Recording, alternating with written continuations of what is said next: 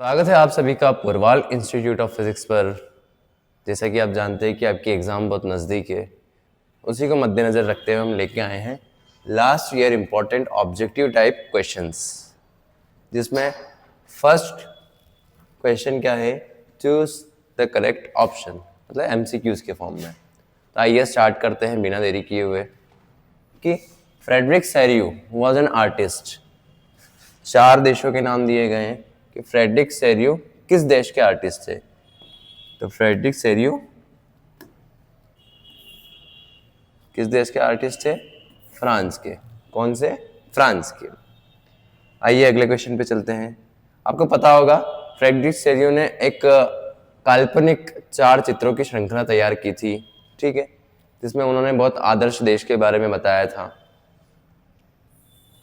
इसी को देखते हुए अगला question, the first world war began in. The first world war के पहला विश्व युद्ध, पहला वर्ल्ड वॉर कब स्टार्ट हुआ था?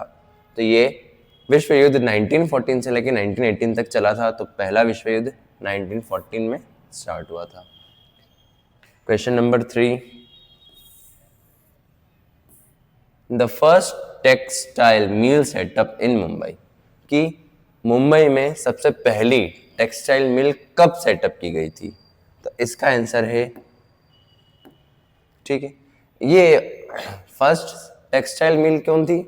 Bombay spinning and weaving company, Bombay spinning and weaving company. और ये सेटअप की थी 1854 में। कब की थी? 1854 में। आइए अगले प्रश्न की ओर चलते हैं। Question number 4। अगला क्वेश्चन क्या है कि प्रोजेक्ट टाइगर योजना वॉज लॉन्च्ड इन, कि प्रोजेक्ट टाइगर योजना कौन से सन में, कौन से ईयर में लॉन्च हुआ था? प्रोजेक्ट टाइगर योजना लॉन्च किस लिए हुआ था? टाइगर के कंजर्वेशन के लिए। बढ़ती मतलब टाइम के साथ साथ जैसे टाइगर की संख्या कम हो रही थी, तो टाइगर कंजर्वेशन के लिए प्रोजेक्ट टाइगर योजना लॉन्च की गई थी। वो भी कब लॉन्च की गई थी? 1973। कब लॉन्च की गई थी? 1973 में, ठीक है। आइए 5th क्वेश्चन पर चलते हैं। 5th क्वेश्चन क्या बोल रहा है? 5th क्वेश्चन बोल रहा है, an industry which uses limestone as a raw material. ऐसी इंडस्ट्रीज जो लाइमस्टोन को, चूना पत्थर को रॉ मटेरियल के रूप में यूज करते हैं, रॉ मटेरियल के फॉर्म में यूज करते हैं, तो वो कौन सी इंडस्ट्रीज होती है? तो वो इंडस्ट्रीज होती है सीमेंट की। कौन सी इंडस्ट्रीज होती है? सीमेंट की।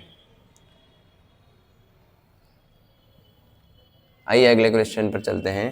क्वेश्चन नंबर 6 बोल रहा है, the founder of the Bahujan Samaj party, कि बहुजन समाज पार्टी के फाउंडर कौन थे? तो बहुजन समाज पार्टी के फाउंडर थे कांशीराम। कौन थे? कांशीराम। तो इसका ऑप्शन नंबर ए होगा कि कांशीराम बहुजन समाज पार्टी के क्या थे? फाउंडर थे। आइए चलते हैं अगले क्वेश्चन पर। क्वेश्चन नंबर 7, कि which one of the following industries manufactures telephone, computer etcetera, कि इन 4 ऑप्शंस में से कौन सी इंडस्ट्रीज है जो मैन्युफैक्चर करती है telephone computer. Manufacture which means बनाती है टेलीफोन कंप्यूटर्स को। तो आप जानते होंगे टेलीफोन कंप्यूटर्स क्या है? इलेक्ट्रॉनिक आइटम्स, ठीक है। तो स्टील की कंपनीज तो इनको बनाएगी नहीं, क्योंकि इनकी स्टील की बॉडीज भी नहीं होती वैसे तो, ठीक है। एल्यूमिनियम स्मेल्टिंग भी नहीं बनाएगी। इंफॉर्मेशन टेक्नोलॉजी ये भी नहीं बनाएगी। बनाना, मैन्युफैक्चर करना, मैन्युफैक्चर का काम किनका होता है? इलेक्ट्रॉनिक्स, ठीक है। तो इसका राइट आंसर है इलेक्ट्रॉनिक्स। क्या है इसका राइट आंसर? इलेक्ट्रॉनिक्स। आइए चलते हैं अगले प्रश्न की ओर। प्रश्न नंबर 8, क्वेश्चन नंबर 8, ठीक है। विच one of the following state is not connected with the HVJ pipeline, ठीक है। इन 4 ऑप्शंस में से कौन से ऑप्शन वाला जो स्टेट है वो HVJ पाइपलाइन से कनेक्टेड नहीं है? HVJ पाइपलाइन से कनेक्टेड नहीं है। तो इसका राइट आंसर है महाराष्ट्र। कौन सा? महाराष्ट्र HVJ पाइपलाइन से कनेक्टेड नहीं है। बाकी 3 जो स्टेट्स हैं वो HVJ पाइपलाइन से कनेक्टेड है। Question number 9, Napoleon invaded Italy इन। नेपोलियन ने इटली पर कब्जा कब किया था? नेपोलियन ने इटली पर कब्जा मतलब इटली को अपने अधीन कब किया था? तो 1797, तो इसका आंसर है ऑप्शन ए 1797। क्वेश्चन नंबर 10 कि Gandhi Irwin pact was signed on. ठीक है, गांधी और इरविन का पैक्ट कब साइन किया गया था? इसका राइट आंसर तो मैं बता देता हूँ, 5 मार्च 1931, 5 मार्च 1931। लेकिन गांधी इरविन पैक्ट साइन मतलब क्या था, इस पैक्ट में क्यों साइन किया गया था? तो सिविल डिसओबीडियंस मूवमेंट चल रहा था उस टाइम पे, गांधी जी द्वारा चलाया जा रहा था। ठीक है, उसका समझौता करने के लिए, उस पर समझौता करने के लिए क्या साइन किया गया था? गांधी इरविन पैक्ट, जिसमें इरविन ने उनके गांधी जी के सामने कुछ शर्तें रखी थी। ठीक है, इन 10 ऑब्जेक्टिव 10 एमसीक्यूज के आंसर यहाँ पर दे रखे हैं, आप चाहे तो इसका स्क्रीनशॉट ले सकते हैं। वैसे मैंने एक एक का सॉल्यूशन आपको करवाया है। ठीक है, आइए अगले क्वेश्चन की ओर चलते हैं। क्या अगला क्वेश्चन बोल रहा है, Which one of the following statement is not an argument in favor of multi-purpose river project? ठीक है, इनमें से कौन सा ऐसा स्टेटमेंट है जो मल्टीपर्पस रिवर प्रोजेक्ट के लिए सही नहीं है? ठीक है, कौन सा सही नहीं है, आइए देखते हैं। तो multipurpose projects bring water to those area which suffer from water scarcity. कि मल्टीपर्पस प्रोजेक्ट का मेन एम क्या था? कि उस एरिया में पानी पहुंचाना जहाँ पे पानी की कमी है। तो ये तो सही है, ये रॉन्ग कैसे हो सकता है? Multipurpose project by regulating water flow help to control flood.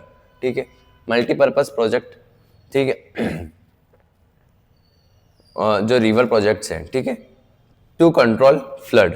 ठीक है, तो ये सब फ्लड को कंट्रोल करने के लिए है क्या? नहीं नहीं, ये भी आंसर नहीं है। Multipurpose project lead to large scale placements and loss of livelihood. ठीक है, इसका सही आंसर ऑप्शन नंबर सी है, इसका सही आंसर ऑप्शन नंबर सी है। आइए चलते हैं नेक्स्ट क्वेश्चन की ओर। Which one of the following is a leguminous crop? कि इनमें से कौन सी लेग्यूमिनस क्रॉप है? लेग्यूमिनस मतलब फलीदार, फलीदार कौन से इनमें? तो इसका आंसर है पल्सेस, ऑप्शन नंबर ए, इसका सही आंसर क्या है? पल्सेस। आइए अगले क्वेश्चन की ओर चलते हैं। India's rank in the world in sugar cane production is. India की शुगर कैन प्रोडक्शन में रैंक कितनी है? तो इंडिया की शुगर कैन प्रोडक्शन में रैंक है सेकंड। कौन सी रैंक है? सेकंड रैंक है। आइए चलते हैं क्वेश्चन नंबर 14 की ओर। The Grimm brother was were born in. तो ग्रीम ब्रदर है, वो कहाँ बॉर्न हुए थे? तो वो बॉर्न हुए थे जर्मनी में। इसको याद करने की एक छोटी सी ट्रिक हो सकती है कि जी से ग्रीम, तो जी से जर्मनी। तो ग्रीम ब्रदर्स कहाँ पर बॉर्न हुए थे? तो जर्मनी में बॉर्न हुए थे। कहाँ पे बॉर्न हुए थे? जर्मनी। ठीक है, अगला क्वेश्चन कि the Hindustan socialist Republican army was founded in. कि हिंदुस्तान सोशलिस्ट रिपब्लिकन आर्मी किस ईयर में फाउंड की गई थी? तो इसका सही आंसर है 1928। ध्यान दीजिएगा, सभी क्वेश्चंस रिपीटेड है, मतलब रिपीटेड विच मीन्स सभी क्वेश्चंस लास्ट ईयर्स की एग्जाम में कहीं ना कहीं आ रखे हैं। कोई 24 में आया है, कोई 23 में आया है, कोई 25 में आया है, कोई 22 में आया है। तो ये सारे क्वेश्चंस आपके 26 की जो बोर्ड है 10th की, उसके हिसाब से बहुत इंपॉर्टेंट है। तो बिल्कुल इन क्वेश्चंस को तो आपको याद करके जाना है, क्योंकि एज पॉसिबल इनमें से क्वेश्चंस रिपीट हो सकते हैं। तो कोई भी ढील नहीं देगा। ठीक है, सारे ही क्वेश्चंस को करना इंपॉर्टेंट है, और मैं सारे ही क्वेश्चंस को इंपॉर्टेंट इसलिए करवा रहा हूँ, इंपॉर्टेंट क्वेश्चन इसलिए करवा रहा हूँ ताकि आपको दिक्कत ना आए। आइए चलते हैं, क्वेश्चन नंबर 16 क्या बोल रहा है? The printing press is the most powerful engine of progress and public opinion is the force that will sweep despotism away whose side. ठीक है, कि प्रिंटिंग प्रेस सबसे पावरफुल इंजन हो सकता है प्रोग्रेस का। ठीक है, and public opinion is the force that will sweep despotism away. ठीक है, और पब्लिक ओपिनियन क्या कर सकती है? फोर्स कर सकती है किसको स्वाइप करने के लिए? डिपोटिज्म को। किसको स्वाइप अवे करने के लिए? डिपोटिज्म को। तो इसका आंसर क्या है? ये जो कथन है, ये जो वाक्य, ये जो स्टेटमेंट है, ये किसने बोला था? लुइस मर्सियर ने। किसने कहा था? Louis Mercier. कौन है? Louis Mercier. कि प्रिंटिंग प्रेस सबसे पावरफुल इंजन हो सकता है हमारी प्रोग्रेस के लिए, और पब्लिक ओपिनियन, जो पब्लिक के ओपिनियन है वो किसको फोर्स करेगी स्वाइप करने के लिए? डिपोटिज्म। डिपोटिज्म को अवे करने के लिए, स्वाइप करने के लिए फोर्स कर सकती है। ठीक है।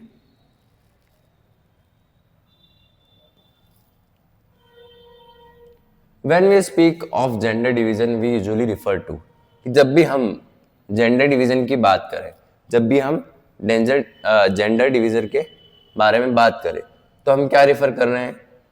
Biological difference between man and women, कि उनके जो बायोलॉजिकल डिफरेंस है कि ये आदमी ये औरत है, उस पर बात करते हैं क्या? नहीं। Unequal role assigned by the society to man and women, कि जेंडर डिवीजन पे अगर बात करें तो जनरली किसको रेफर करता है? कि अनइक्वल रोल्स। ठीक है, कि सोसाइटी में, आज के समाज में हमने मैन और वुमेन को अनइक्वल रोल दिए हैं, कि हर जगह सब कुछ इक्वल नहीं है, अनइक्वल रोल दिए हैं। तो जेंडर डिवीजन किसको रिफर करता है? Unequal roles of, unequal roles assigned by the society, कि सोसाइटी ने अनइक्वल रोल दिए हुए हैं किसको? मैन और वुमेन को।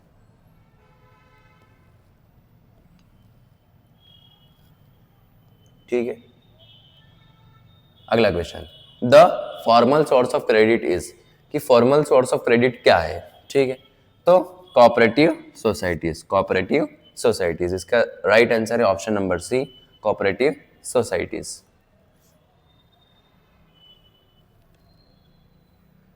रियो de Janeiro in Brazil Earth summit was held in which year? जो रियो डी जेनेरो जो ब्राजील में एक जगह है, उसमें अर्थ समिट, ठीक है, किस ईयर में हुआ था? ठीक है, तो ऑप्शन नंबर ए है जून 1992, ऑप्शन नंबर बी है जून 1991, ऑप्शन नंबर सी है जून 1929 और ऑप्शन नंबर डी है जून 1992।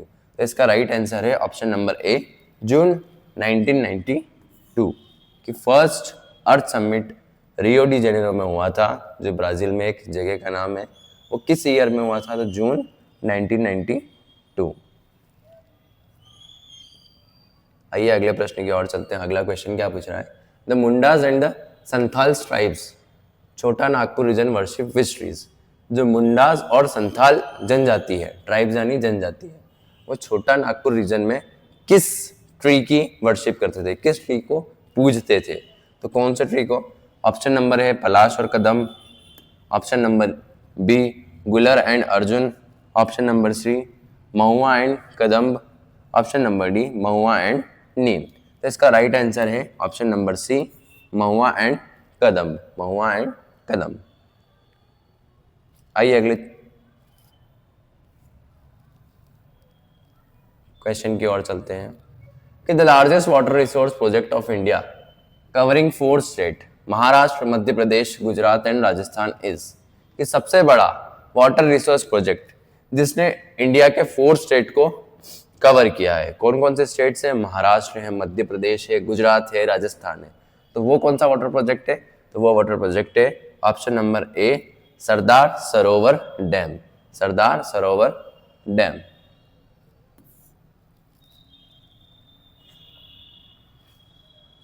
आइए अगले क्वेश्चन की ओर चलते हैं। Question number 22,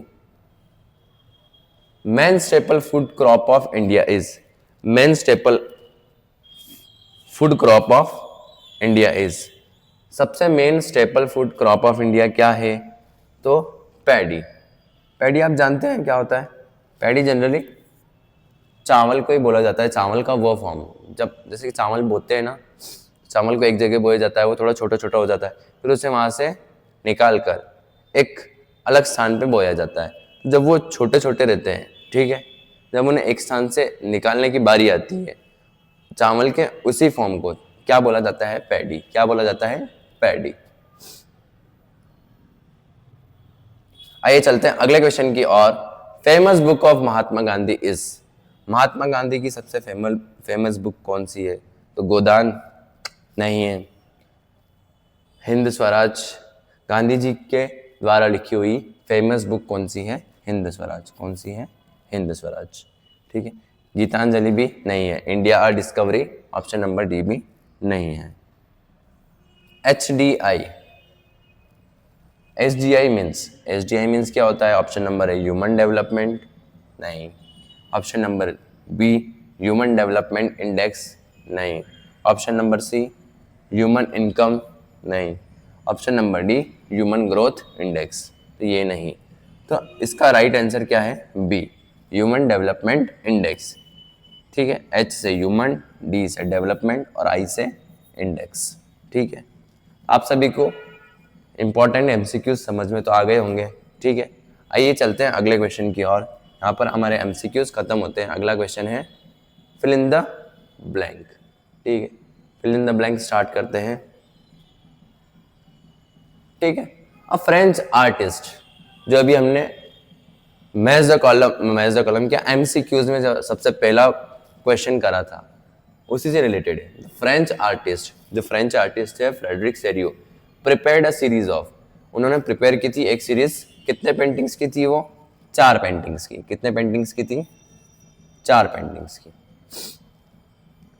in Sri Lanka the civil war was ended in year. ठीक है। श्रीलंका में सिविल वॉर किस ईयर में एंड हुई थी? तो इसका राइट आंसर है 2009। 2009 इसका राइट आंसर है 2009। श्रीलंका में सिविल वॉर 2009 में एंड हुई थी। ये तो जनरल क्वेश्चन है। Question number 3, capital of Nepal. Capital of Nepal. Capital of Nepal क्या है? काठमांडू। क्या है? काठमांडू। कैपिटल ऑफ नेपाल क्या है? काठमांडू।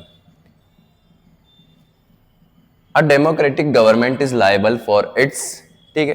एक जो डेमोक्रेटिक गवर्नमेंट है, डेमोक्रेटिक गवर्नमेंट मतलब गणतंत्र, मतलब जो डेमोक्रेसी मतलब जनतंत्र से रिलेटेड जो गवर्नमेंट है वो किसके लिए लायबल होनी चाहिए?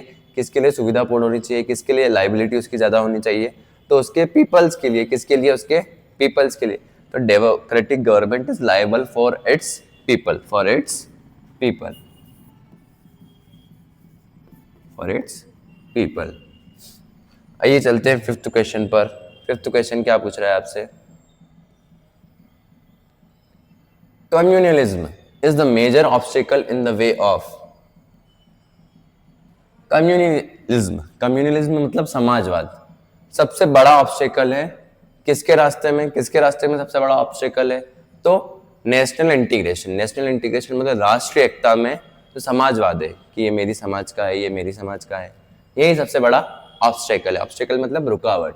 तो इसका राइट आंसर क्या है? National integration. क्या है? नेशनल, राष्ट्र एकता में सबसे बड़ा रुकावट कौन कर रहा है? कम्युनलिज्म।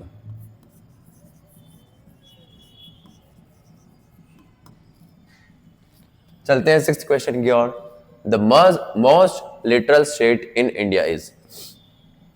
इंडिया का सबसे लिटरल स्टेट मतलब साक्षरता वाला, साक्षरता अर्थात सबसे पढ़ा लिखा प्रदेश कौन सा है?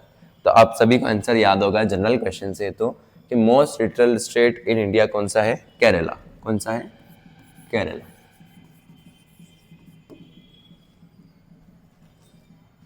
चलते हैं अगले क्वेश्चन की ओर। क्वेश्चन नंबर 7 आपसे क्या पूछ रहा है देखते हैं। अब fill in the blank proportion of labour in India are working in the unorganised sector. कि एक बहुत बड़े पैमाने पर जो लेबर्स हैं, इंडिया के जो लेबर्स है वो किस में वर्क कर रहे हैं? अनऑर्गेनाइज सेक्टर में। किस में वर्क कर रहे हैं? अनऑर्गेनाइज सेक्टर में। बहुत कम लेबर्स नहीं, बहुत ज्यादा प्रोपोर्शन में। तो इसका आंसर है अ large proportion of laborers in India are working in the unorganized sector। कि एक बहुत बड़े पैमाने पर, बहुत बड़े प्रोपोर्शन में जो लेबर्स है इंडिया के वो किस में वर्क कर रहे हैं? अनऑर्गेनाइज सेक्टर में। क्वेश्चन नंबर 8 देखते हैं। क्वेश्चन नंबर 8 आपसे क्या पूछ रहा है कि bank charges a higher interest rate on loan than what they offer on. ठीक है। बैंक जो चार्ज करते हैं बहुत हाई रेट ऑफ इंटरेस्ट, मतलब बहुत ज़्यादा ब्याज लोन पर देते हैं। Than what they offer on, तो उस पर वो क्या ऑफर देते हैं, मतलब क्या हमको ऑफर करते हैं आगे से, तो क्या ऑफर करते हैं, डिपॉजिट्स। क्या ऑफर करते हैं, डिपॉजिट्स। क्या ऑफर करते हैं वो हमें, deposits. The large companies are called, large company को क्या बोला जाता है, तो लार्ज कंपनीज को क्या बोला जाता है, मल्टीनेशनल कंपनीज। क्या बोला जाता है, multinational companies.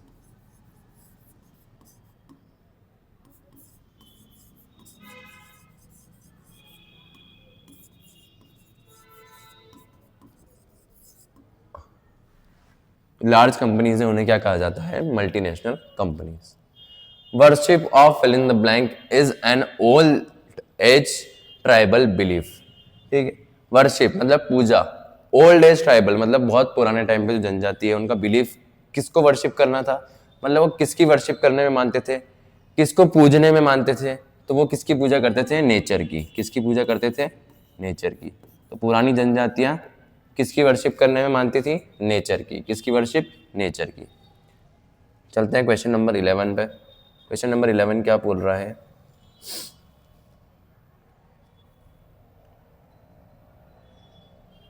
In Africa in 1890 a fast spreading disease of, ठीक है, अफ्रीका में 1819 के टाइम पर, 1890 के टाइम पर सबसे फास्ट स्प्रेडिंग डिसीजेस कौन सी थी, कौन सी डिजीज थी वो, तो पहले मैं नाम बता देता हूं आपको। उसका नाम है रिंडर पेस्ट। क्या है, रिंडर पेस्ट।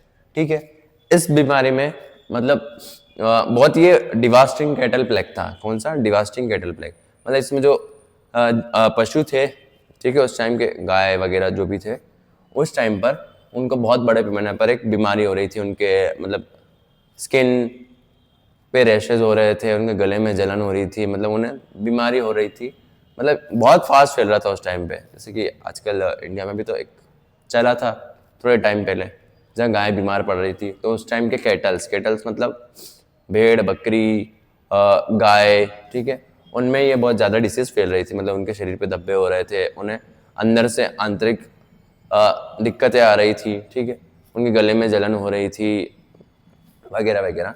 ठीक है, तो सबसे फास्ट फैल रहा था उस टाइम पे कौन सी डिसीज, रिंडर पेस्ट। क्या बोलते हैं उसको, rinder paste. The average income is called, average income को क्या बोला जाता है, the average income is also called, उन्हें और क्या कहा जाता है, तो एवरेज इनकम को और क्या कहा जाता है, पर कैपिटा इनकम। क्या बोला जाता है, पर कैपिटा इनकम। आइए चलते हैं अगले क्वेश्चन पर। The tertiary sector is also called the, ठीक है, दो टर्टरी सेक्टर है उसको क्या बोला जाता है, और क्या बोला जाता है, तो उसको और बोला जाता है सर्विस सेक्टर। क्या बोला जाता है, सर्विस सेक्टर। और क्या कहा जाता है उसे, सर्विस सेक्टर। 14 क्वेश्चन पर देखते हैं। At the international level of Club of Rome advocated resource conservation in, ठीक है, तो इंटरनेशनल लेवल पे the club of Rome advocated resources conservation in, ठीक है, तो इसका आंसर क्या है, तो इसका आंसर है एट इंटरनेशनल लेवल पर the club of Rome advocated resource conservation, ठीक है, club of Rome advocated resource conservation किस साल में हुआ था, किस ईयर में हुआ था, तो इसका आंसर है 1968। क्या है इसका answer, 19।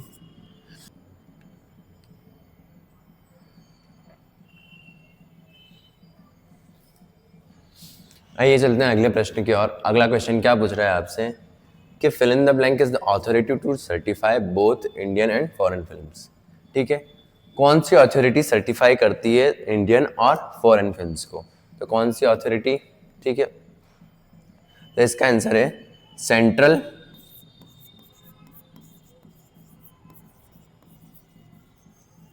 Central board of film certification.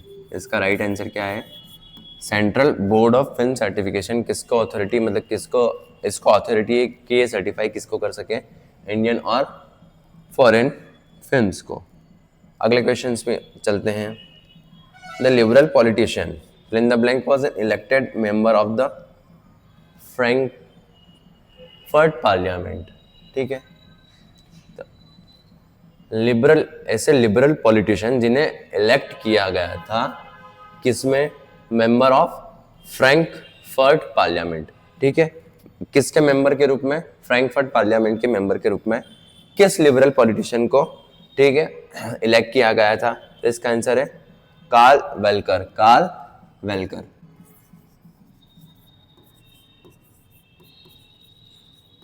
इसका राइट आंसर क्या है, कार्ल वेलकर। अगला क्वेश्चन की ओर चलते हैं। क्वेश्चन नंबर 17 आपसे पूछ रहा है, social division based on fill in the blank are particular in India.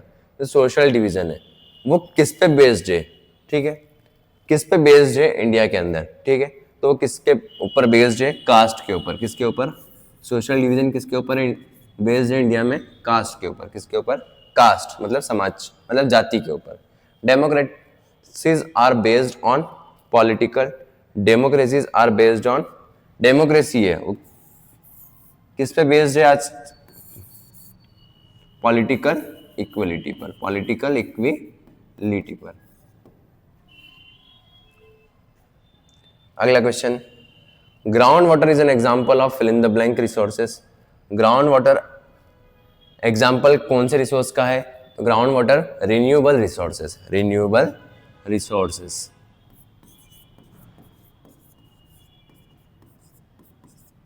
Ground water renewable resources है। 20 question, according to MGNREGA 2005 provided employment guarantee for कितने डेज के लिए, ठीक है, इस मनरेगा 2025 प्रोवाइड एम्प्लॉयमेंट करता है ऐसे परिवारों को जहाँ पर मतलब साक्षरता भी नहीं है, जहाँ पर किसी के पास कोई रोजगार भी नहीं है। तो ऐसे परिवार के सदस्य को वो 100 दिन का, कितने दिन का, 100 दिन का रोजगार प्रदान करता है। कितने दिन का रोजगार प्रदान करता है, 100 दिन का। क्वेश्चन नंबर 21 की ओर चलते हैं। क्वेश्चन नंबर 21 आपसे क्या पूछ रहा है कि agriculture is fill in the blank sector activity, कि एग्रीकल्चर कौन से सेक्टर की एक्टिविटी है। तो एग्रीकल्चर इज प्राइमरी सेक्टर। कौन सी सेक्टर, प्राइमरी। क्योंकि आज भी इंडिया में, ठीक है, मैक्सिमम जो लोग हैं वो किस पे टिके हुए हैं, एग्रीकल्चर पर। कि एग्रीकल्चर होगा तभी अनाज आएगा, तभी बाकी अलग अलग सिटीज़ में अनाज पहुँचेगा, तभी तो लोग आगे बढ़ेंगे, ठीक है। तो आज भी प्राइमरी सेक्टर माना जाता है किसको, एग्रीकल्चर को। One national park of MP Madhya Pradesh is, एक नेशनल पार्क मध्य प्रदेश का। तो इसका आंसर है Kanha Kisli.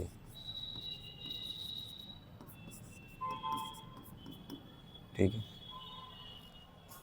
Sri Lanka emerge as an independent country in fill in the blank year.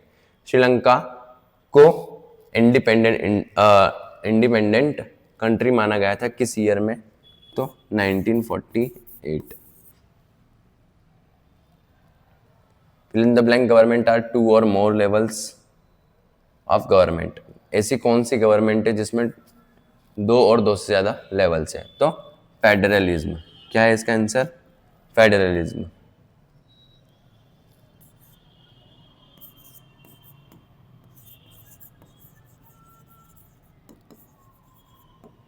आइए चलते हैं last question of fill in the blank, कि in Africa 1890 rinderpest was devastating cattle plague. इसका आंसर देखिए यहाँ पे दिया हुआ है, devastating cattle plague, devastating cattle plague.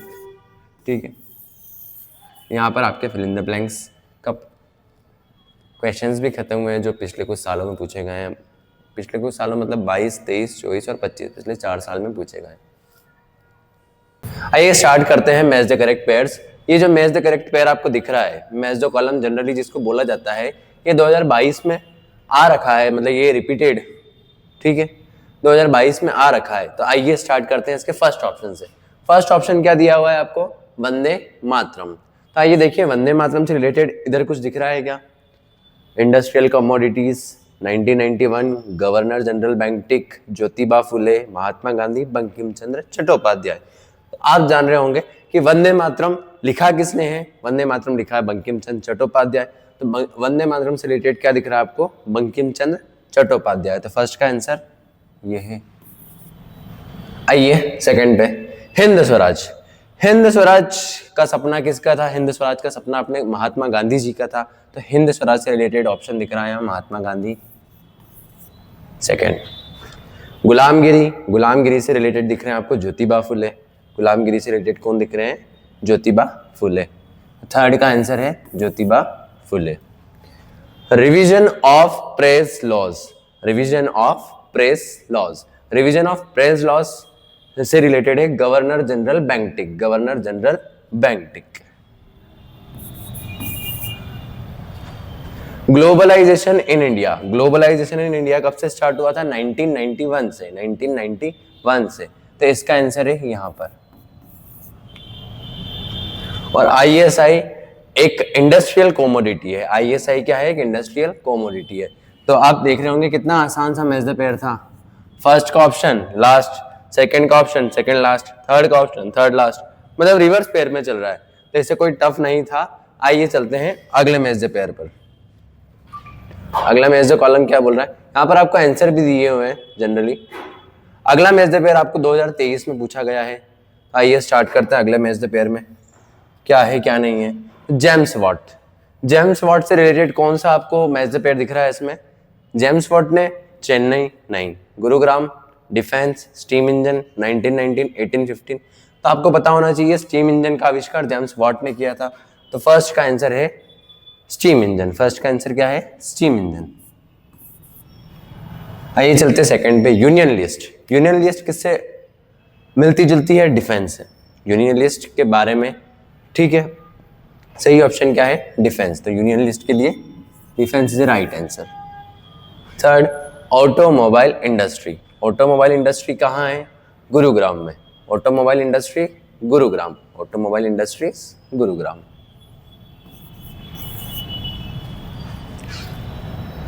Fourth option, artificial port. Artificial port generally कहाँ? चेन्नई। इसके लिए सही आंसर क्या है? चेन्नई।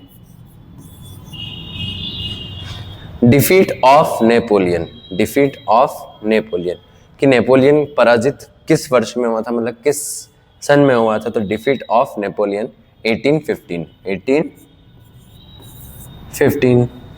और the Rowlatt act. The Rowlatt act कब इशू हुआ था? कब स्टार्ट हुआ था? 1919। तो ये 2023 में पूछा गया मैच द करेक्ट पेयर था, ठीक है। 2022 का हमने कर लिया, 2023 का कर लिया। आइए चलते हैं 2024 के मैच द पेयर पर। 2024 का मैच द पेयर ये रहा।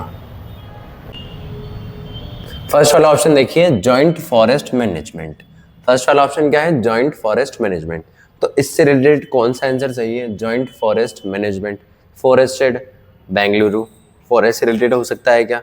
यूएसए। पूरी एक कंट्री फॉरेस्ट से रिलेटेड हो सकती है क्या? ब्रिटेन, ठीक है। तो जॉइंट फॉरेस्ट मैनेजमेंट का सही आंसर है ओडिशा। क्या सही आंसर है? ओडिशा। फर्स्ट वाले का आंसर ओडिशा, ठीक है। Electronic capital. जनरली इंडिया में इलेक्ट्रॉनिक कैपिटल किसको कहा जाता है? बेंगलुरु को। किसको? बेंगलुरु को। तो सेकंड आंसर क्या है? Bengaluru. Third, labour party. Labour party. तो लेबर पार्टी का सही आंसर है option the Britain. Labour party का सही आंसर क्या है? The Britain. अगला, republic party. Republic party. Republic party का सही आंसर है द यूएसए। The USA. अब प्राइमरी सेक्टर और लास्ट में लिखा है टेरिटरी सेक्टर, ठीक है। प्राइमरी सेक्टर अब देखिएगा यहाँ पर, primary sector agriculture, mining, dairy, fishing, ये क्या है? इंडिया के प्राइमरी सेक्टर्स। मतलब इनसे आज भी प्राइमरी मतलब प्राथमिकता दी जाती है एग्रीकल्चर को, माइनिंग को, डेयरी को, फिशिंग को। तो ये क्या है? हमारे प्राइमरी फैक्टर। ये क्या है? हमारे प्राइमरी फैक्टर। और टर्शरी सेक्टर ट्रांसपोर्ट, स्टोरेज और कम्युनिकेशन बैंकिंग को कहा गया है। टर्सरी सेक्टर किसको कहा गया है? ट्रांसपोर्ट, स्टोरेज और कम्युनिकेशन को। तो ये 2024 के मैच द पेयर थे। आइए चलते हैं लास्ट ईयर के मैच द पेयर्स पर। लास्ट ईयर के मैच द पेयर्स ये रहे, ठीक है। Reserve bank of India, reserve bank of India, अब देखिएगा इसके ऑप्शंस यहां तक है फिलहाल। तो रिजर्व बैंक ऑफ इंडिया को क्या माना जाता है? Formal source of credit. क्या माना जाता है? Formal source of credit. तो फर्स्ट का आंसर ये रहा। Second, sectors in terms of ownership. Terms of ownership कि कौन किसको ऑन कर रहा है, कौन किसको ऑन कर रहा है, इसके टर्म्स में कौन कौन से सेक्टर्स है? Public and private sector, public and private sector, public and private sector. Works of political party, political parties के वर्क्स क्या है? देखिए इधर ऑप्शन में होगा elections and government system, elections and government system. कि पॉलिटिकल पार्टीज के वर्क्स क्या हैं? इलेक्शंस और गवर्नमेंट सिस्टम, इलेक्शन कराना और गवर्नमेंट जो चल रही है उसको सिस्टमेटिकली रन करना, ठीक है। तो थर्ड वाला आंसर यहाँ पर, थर्ड वाला आंसर क्या होगा? Elections and government system. अगला, प्रिंट मीडिया। प्रिंट मीडिया का क्या काम है? Social issues and news. Print media का काम था सोशल इश्यूज के, समाज के जितने इश्यूज हैं और न्यूज को आप तक पहुंचाना। प्रिंट मीडिया विच मीन्स अखबार, ठीक है, जो अखबार और मैगजीन्स के फॉर्म में चलते हैं ना, जो सोशल इश्यूज को बताते हैं, आज के न्यूज के बारे में बताते हैं, तो वो क्या है? Print media. तो print media, social issues and news. इसके बाद लाइमस्टोन। लाइमस्टोन का आंसर है सीमेंट। लाइमस्टोन का आंसर है सीमेंट। लाइमस्टोन जनरली सीमेंट की फैक्ट्रीज में यूज किया जाता है, सीमेंट की फैक्ट्रीज में यूज किया जाता है। और last, Simon commission. Simon commission, अब लास्ट यहाँ पर ऑप्शन बचा है 1928 एडी।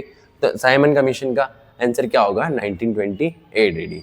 तो यहाँ पर आपके लास्ट 4 इयर्स के match the pairs, match the column जिनको कहा जाता है, जो एग्जाम में 4 या 5 या 6 मार्क्स में आ सकता है, ठीक है। तो वो बहुत इंपॉर्टेंट था, इसलिए हमने लास्ट 4 साल के हमने मैच द पेयर्स कर लिए हैं यहाँ पर कंप्लीट। मे बी इनमें से कुछ ऑप्शंस रिपीट हो सकते हैं, तो इस साल भी आ सकते हैं, तो आप ध्यान दीजिएगा। आइए चलते हैं आंसर इन वन वर्ड और one sentence. Answer in one word और one sentence. Answer in one word कि in which country did the industrial revolution takes place at first. किस कंट्री में इंडस्ट्रियल रिवॉल्यूशन सबसे पहले हुआ था? किस कंट्री में हुआ था सबसे पहले इंडस्ट्रियल रिवॉल्यूशन? ब्रिटेन। किस कंट्री में? ब्रिटेन। तो इसका आंसर है Britain. In which state Sundarban national park is situated. किस स्टेट में सुंदरबन नेशनल पार्क सिचुएटेड है? मतलब ये तो जनरल क्वेश्चन है, आपको पता होना चाहिए कि आपके ही इंडिया का सुंदरबन नेशनल पार्क किस स्टेट में है। तो आपको पता होना चाहिए ये है वेस्ट बंगाल। किस में है? वेस्ट बंगाल। आइए अगला, who said that dams are the temples of modern India. किसने कहा है कि जो डैम्स है, डैम्स यानी बांध, वो टेम्पल्स है मॉडर्न इंडिया के। टेम्पल्स यानी मंदिर है, मंदिर है मॉडर्न इंडिया के, मतलब आधुनिक भारत के मंदिर डैम्स है। आधुनिक भारत के मंदिर डैम्स है। ये किसने कहा था? तो पंडित जवाहर लाल नेहरू ने कहा था। ये किसने कहा था? नेहरू ने कहा था। फोर्थ आंसर बहुत इजी है। Right the names of 2 food crops of India. 2 food crop, India की 2 फूड क्रॉप का नाम लिखिए। तो आप लिख सकते हैं rice and wheat, rice and wheat. और देख रहे होंगे ये 2022 ये चारों ही क्वेश्चंस 2022 में आ चुके हैं। आइए चलते हैं 5th क्वेश्चन पर। 5th क्वेश्चन क्या है?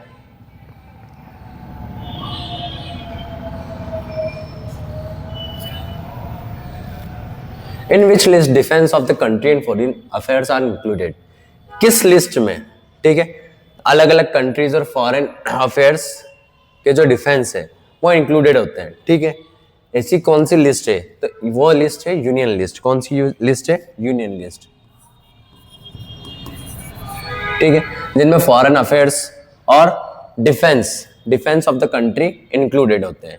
फॉरेन अफेयर्स और defence of the country included होते हैं। वो कौन सी लिस्ट में? यूनियन लिस्ट में। रिपीट कीजिएगा, कौन सी लिस्ट में? यूनियन लिस्ट में। What is the major base of social difference? समाज में मतभेद, समाज में भेद, डिफरेंस के सबसे मेजर बेस क्या होते थे? ठीक है, तो आप लिख सकते होंगे कलर, कास्ट,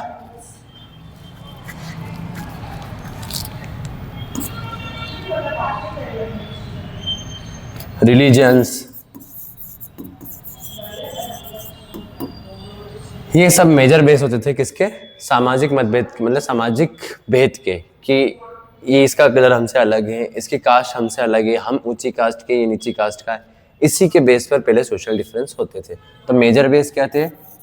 मेजर बेस थे कलर, कास्ट और रिलीजन। मेजर बेस क्या थे? कलर, कास्ट और religions. Who issues currency notes on behalf of central government in India? Central government के बिहाफ पे कौन करेंसी नोट्स को इश्यू करता है? ठीक है, तो रिजर्व बैंक ऑफ इंडिया, जिसको शॉर्ट फॉर्म में बोलते हैं RBI. Reserve bank of India issue करता है करेंसी नोट्स, किसके बिहाफ पर? सेंट्रल गवर्नमेंट के बिहाफ पर। किसके बिहाफ पर? सेंट्रल गवर्नमेंट के बिहाफ पर। 8th question, name any two countries where there is a strong democracy. 8th, name any two countries, ऐसी दो कंट्रीज के नाम बताइए जहां पर क्या है? डेमोक्रेसी बहुत स्ट्रॉन्ग है। डेमोक्रेसी मतलब प्रजातंत्र, प्रजा के द्वारा प्रजा के लिए बनाया गया तंत्र, वो क्या कहलाता है? डेमोक्रेसी, प्रजातंत्र। तो कौन सी ऐसी दो कंट्रीज है जिसमें डेमोक्रेसी बहुत स्ट्रॉन्ग है? तो आप इसका आंसर लिख सकते हैं यूएसए एंड इंडिया। इंडिया में भी डेमोक्रेसी बहुत स्ट्रॉन्ग है, तो USA and India, USA and India. आइए चलते हैं अगले क्वेश्चंस पर। ये 8 क्वेश्चंस हो चुके हैं। 9th नंबर का क्वेश्चन, A general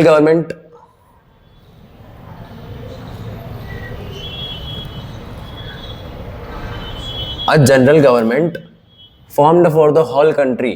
ऐसी एक सामान्य सरकार जो पूरी कंट्री के लिए फॉर्म की जाती है। ऐसी एक सामान्य सरकार जो पूरी, सामान्य गवर्नमेंट मतलब जनरल गवर्नमेंट जो पूरी ही कंट्री के लिए एक समान रहती है और सभी के लिए एक समान बनाई जाती है, उस गवर्नमेंट को क्या बोला जाता है? उस गवर्नमेंट को बोला जाता है सेंट्रल गवर्नमेंट। क्या बोला जाता है? सेंट्रल गवर्नमेंट, केंद्रीय सरकार। Which statement of government is best for maintaining the dignity and freedom of citizens?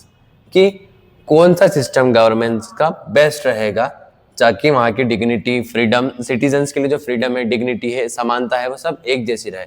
तो कौन सा? डेमोक्रेसी, प्रजातंत्र, मतलब प्रजा के लिए, प्रजा के द्वारा बनाया जाने वाला तंत्र या फिर राज करने वाला तंत्र, वो democracy.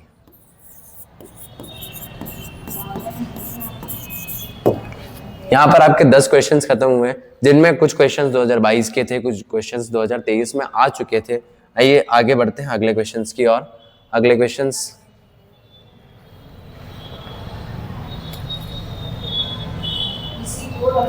A government formed by alliance of 2 or more political parties is called।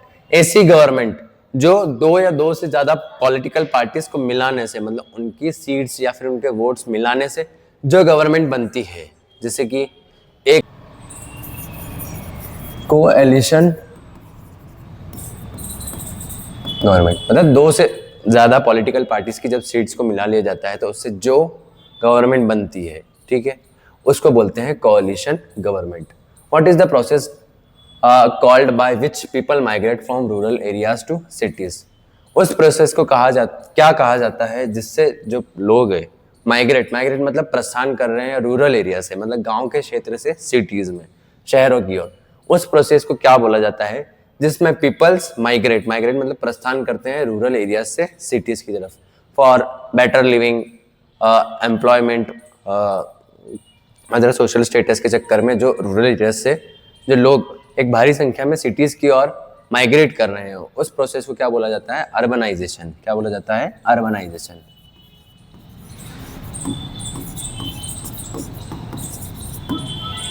अगला question, what is consumer industry? कि कंज्यूमर इंडस्ट्री क्या होता है? तो प्रोड्यूस गुड्स फॉर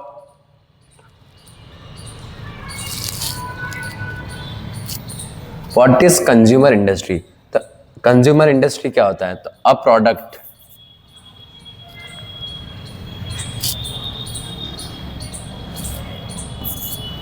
इसका आंसर है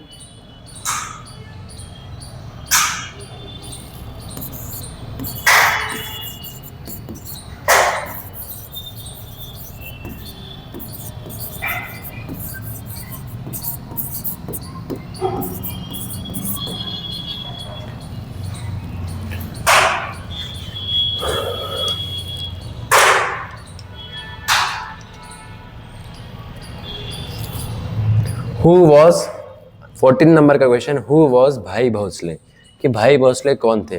तो अ ट्रेड यूनियनिस्ट, अ ट्रेड यूनियनिस्ट, अ ट्रेड यूनियनिस्ट थे। भाई भोसले कौन थे? अ ट्रेड यूनियनिस्ट। अगला question, who wrote the popular song असम ओमार अपनार देश, किसने ये पॉपुलर सॉन्ग, असम का पॉपुलर सॉन्ग लिखा ओमार अपनार देश, किसने लिखा? लक्ष्मीकांत, किसने लिखा? Laxminath, sorry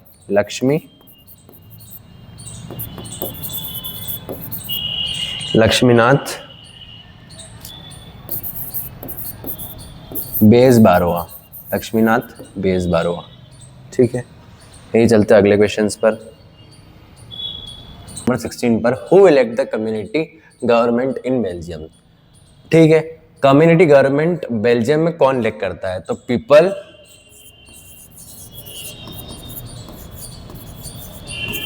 who speak one language, a people who speaks one language, a people who speak one language belonging to, sorry इसका ऑप्शन थोड़ा गलत है।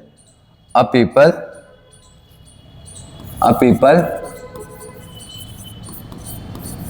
Who belonging to one language community, people who belonging to one language community. अगला, which organisation release the human development index. ठीक है, तो कौन से ऑर्गेनाइजेशन ने रिलीज की थी ह्यूमन डेवलपमेंट, मतलब HDI को किसने रिलीज किया था? तो United nation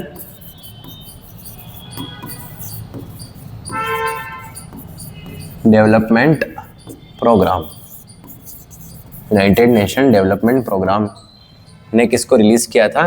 human development Index को। What is the aim of World Trade Organization, क्या एम है वर्ल्ड ट्रेड ऑर्गेनाइजेशन का? वर्ल्ड ट्रेड ऑर्गेनाइजेशन का क्या एम है, क्या एम है?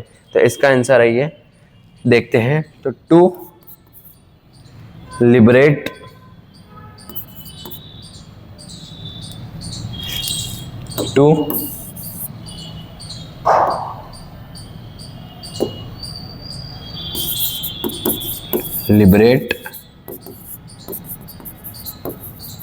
इंटरनेशनल ट्रेड, क्या एम है वर्ल्ड ट्रेड ऑर्गेनाइजेशन का? To liberate international trade. In which place did the India's first cotton mill setup. ठीक है, किस प्लेस पर इंडिया की सबसे पहली कॉटन मिल सेटअप की गई थी? तो मुंबई 1854, इसका आंसर है Mumbai 1854।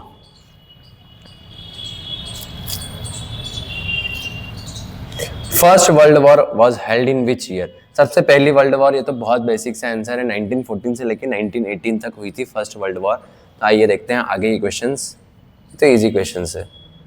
Right the name of one activity of secondary sector, secondary sector की किसी भी एक एक्टिविटी का नाम लिखिए। तो industry and construction work, industry and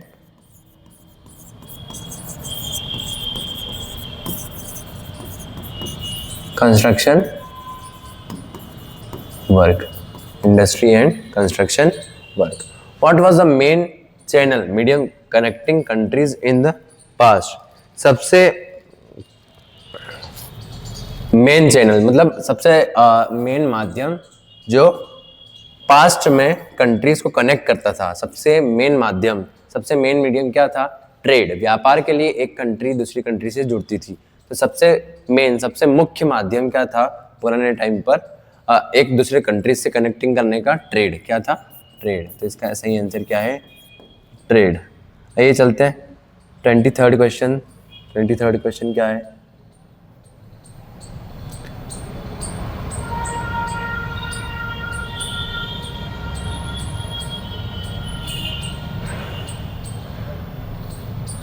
twenty third question क्या है कि अ violent conflict between government opposing groups within a country that become so intense appear like a war called what?